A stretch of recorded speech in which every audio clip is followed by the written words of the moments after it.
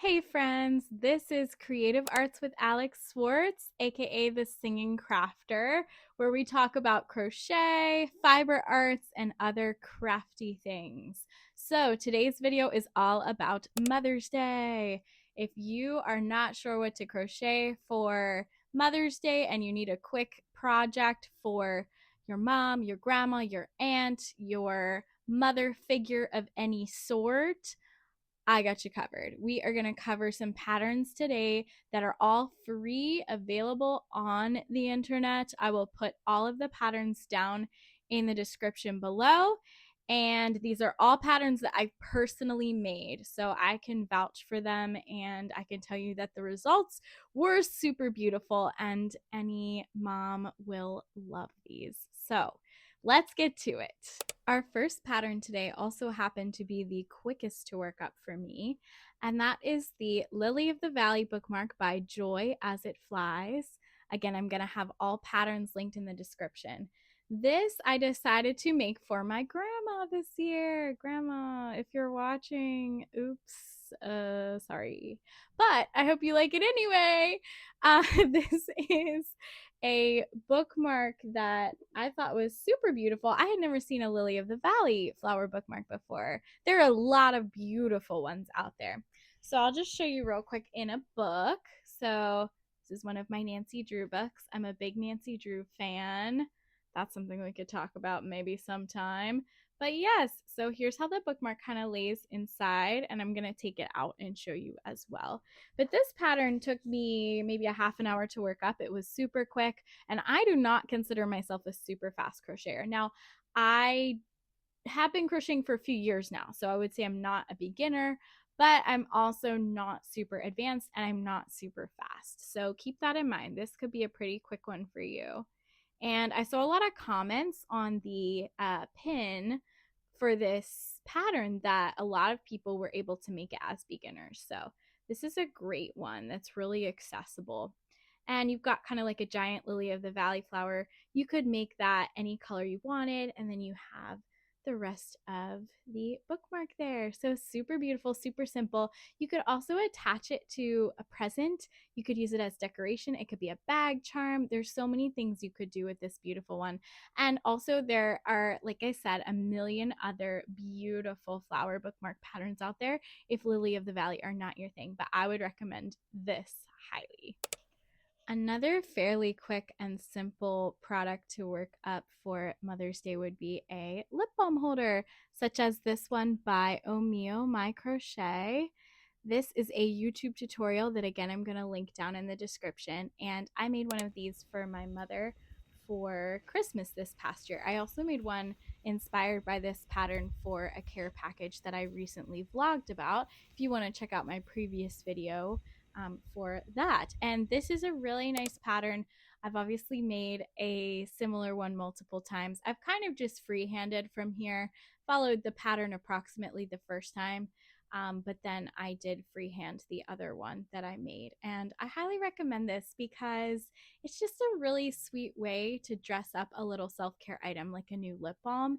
And I feel like you can never have enough of those. It's just a sweet and inexpensive way to just give a mother a little self-care item. And I think it's a beautiful way to package it. You can always hang a lip balm holder on a bag, on a gift bag, like, or maybe it is the present itself, so you wrap it up, but she can attach it to her purse, she can attach it to a bag, she can hang it in her bathroom. Like, it's just a super cute little thoughtful item. There are also tons of other lip balm holders out there. I've seen mushrooms, I've seen just all different beautiful ones that you can find. So I think you can't go wrong with one of those. The next idea I have for you is for all the amigurumi artists out there, which, if you didn't know, that is where I started with crochet. So, well, technically speaking, I made a few blankets and questionable scarves at a younger age, but when I really got into crocheting a couple years ago, amigurumi was what got me going. So I always got to give you one of those patterns. This is for the quirky moms who have a sense of humor, who would get a kick out of a really quirky and unique amigurumi item. So here we have the balloon dog, amigurumi balloon dog. I adore this pattern. Okay, so this was super fun to work up because you make it in a big giant tube basically. And so you have sections that are further out, then you have sections that are really thin so that you can assemble it. Now, you could choose to sew it together. What I did is I just twisted it and then pulled the tube like through the section. So these are kind of knotted here to make them stay. I love this piece and I just think it is so funny. I don't remember the exact tutorial I followed for this one. I know it was a free pattern, so I am going to put a free pattern that I found down in the description below so that you can make your own. I would imagine it is extremely similar to the one I just showed you though. And this is just that's just the funniest thing to me. And you could adapt this to be any animal as long as you know the construction of how you would make a balloon animal in the particular shape you're looking for, like you know what sections would need to be next to each other. You could totally adjust the number of rows to create the sections that you need. So that one's for the quirky moms. You can't go wrong with a balloon for a celebration. So there's a really fun way to do it. The next pattern I'm going to show you is something that felt like such an accomplishment when I made this. I did this maybe a year or so ago and I loved it so much that I made 3 more and I use them for decor in my house all the time. This would be a beautiful, really thoughtful, intricate, just lovely gift for any mother. So this is the Tiny Bouquet by Ollie and Holly, and it is again a free pattern. I'll link it below as with all the others. And this is just absolutely so fun to work up. So you utilize floral wire in this and you crochet these teensy little bouquets. I'm going to show you one that I have in a little vase. Forgot what that was called. So this is one that I made. And there's a few more of the certain flowers than they show. Now, this is more of an intermediate pattern in my opinion. I would not have been able to make this when I first started crocheting. However, it's a great way to stretch yourself a little bit. If you have some amigurumi experience especially, that will really help with being able to create these three-dimensional flowers. And one of the things about this pattern too is that you crochet with a teensy little hook, and I used embroidery thread for mine. Also, I made a couple more of these. Here's another color combo.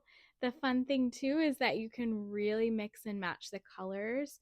You can create many different combinations of greens, combinations of the smaller flowers. So here's another couple that I put together here. And they're normally on display in our home. I'm going to insert some footage of where we typically keep these and the display that we use them in.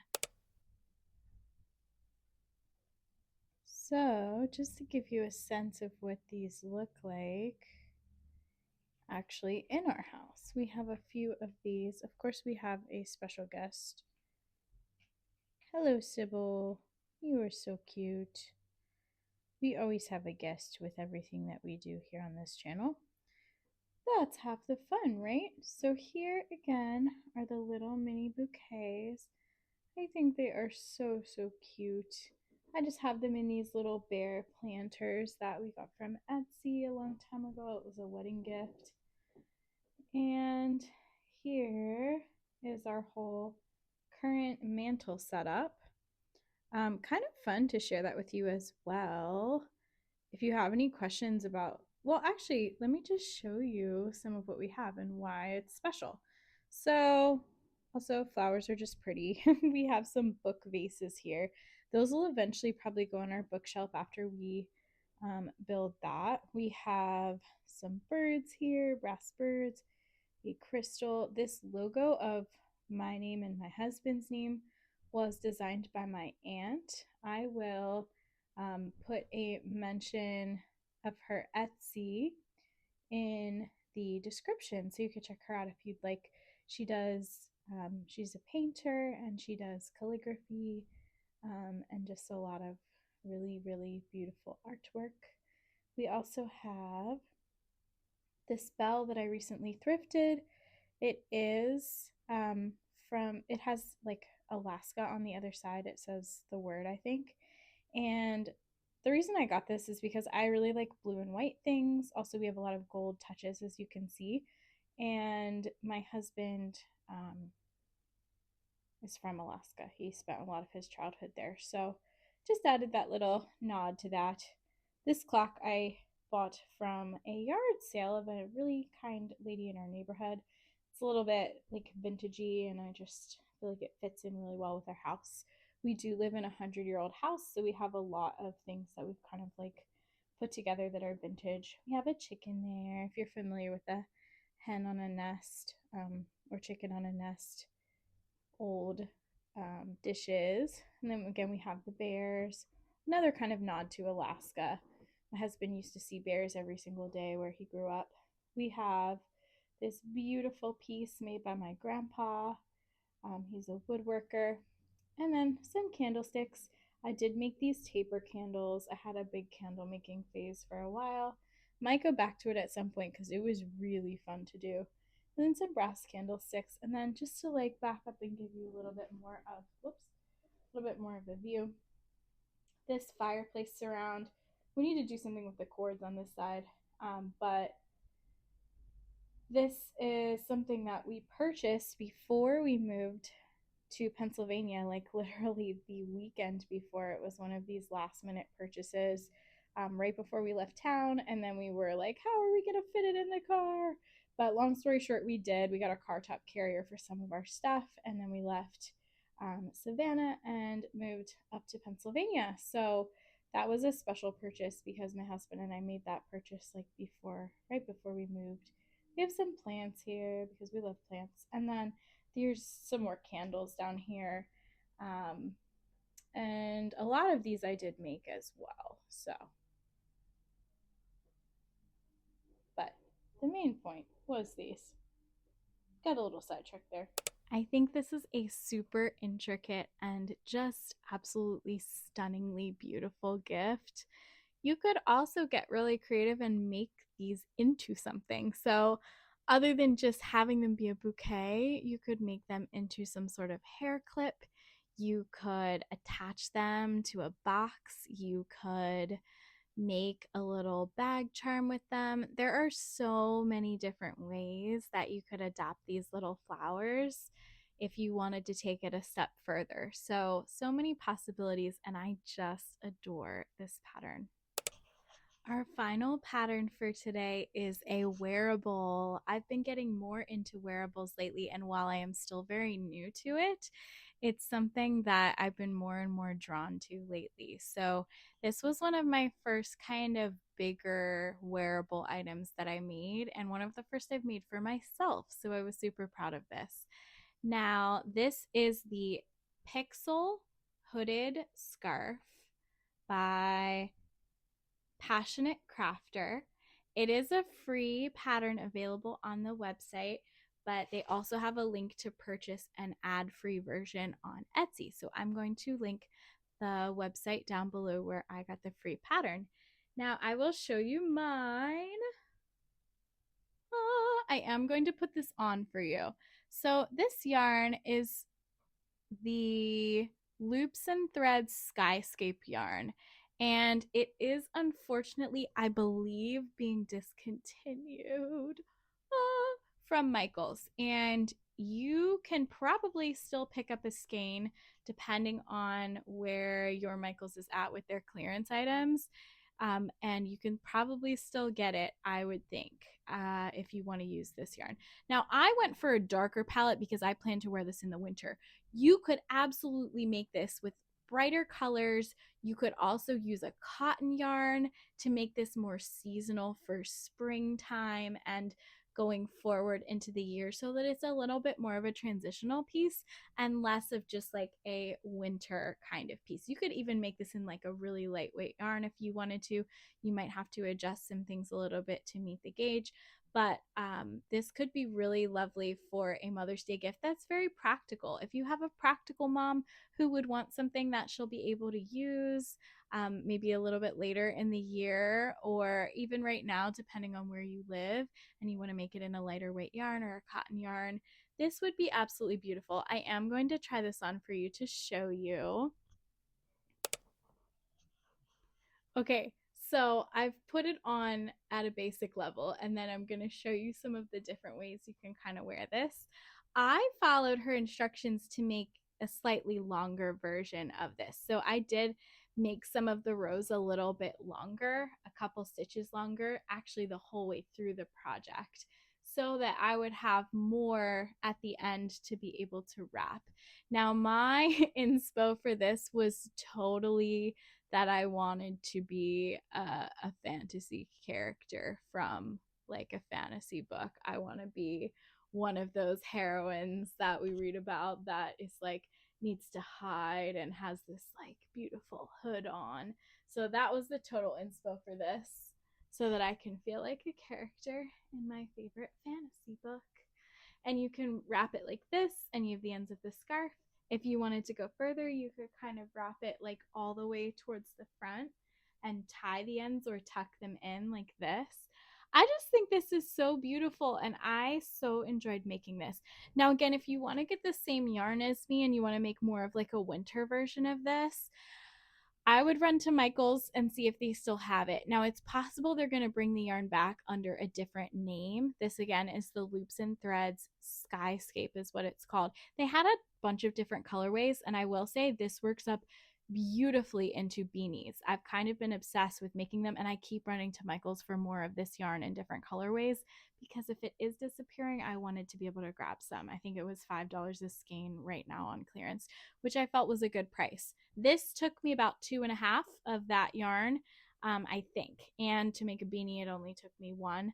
But that's another great possibility for your mom for Mother's Day. If you think she would like a more practical, wearable gift, this was a little actually not that challenging for me, considering I haven't done something maybe with shape before. You know, I've made some beanies, but they were a little bit different than how this was constructed. I did make a pair of gloves once, but this is also, you know, we had to shape the hood. It was a different stitch combination than I was used to. It's turned out really beautiful. I love the texture, and I would be really interested to see this in a lighter weight yarn. So if you ever make one, please let me know. Drop me a comment here. I would absolutely love to see it. If you have made it this far in the video, thank you so much for being here. I appreciate you more than you will know. This is a very new channel for me, so if you want to support me and support this channel and see more going forward, please click on that bell and subscribe. Leave a comment if you made it this far with a flower for Mother's Day. And let me know what you would like to see from future content. I do plan to do a Father's Day version of this video with some patterns. And I hope so much that you have a wonderful day. Thank you again for spending some time with me here today. I will see you in the next video.